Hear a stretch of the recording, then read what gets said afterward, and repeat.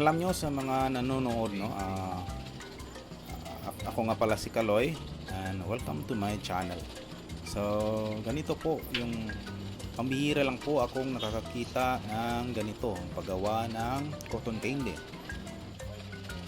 Isang araw ay naghatid po ako sa aking anak sa eskwelahan at nag-aantay ako nung malapit na po ang kanilang uwian. Ay nag-standby po ako sa mga bench nila, mga seats sa labas ng eskwelahan.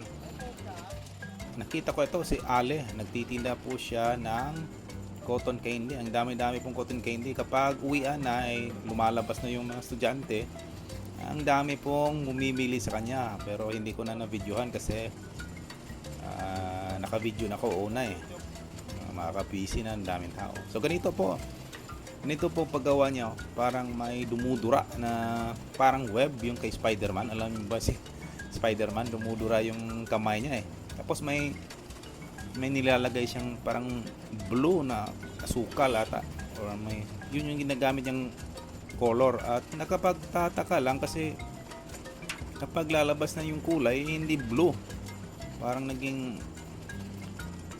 kulay blue ba, medyo violet kasi yung tinitingnan ko. Tapos ipapasok niya sa plastic, ayun, so parang automatic na lang. At medyo may iba-iba kasi siyang color blue yung kulay, pero tingnan nyo, violet tingnan nyo, klaro naman yan, violet yung nakakulay, blue yung nilagay, violet ang kulay. At mayroon pa siya mga popcorn sa itaas, so baka may kasi nag-iiba siguro yung kulay, kaya po naging violet yun. Pero hindi naman issue yun ang importante may kulay.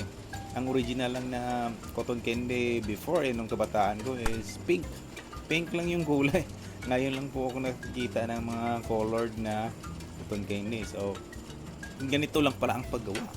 So sumisilip talaga ako kasi curious ako kabataan ko, ano ba talaga yun. Sinisilip ko talaga yung mismong dynamo niya, or ano yung gumagalaw na pinipedal niya lang sa ilalim. Hindi po siya battery operated, pinipedalan niya. Kung makikita nyo sa ilalim ng gano'n. So ganyan lang po ang paggawa ng cotton candy. Kita-kita lang po tayo sa next na video. Thank you.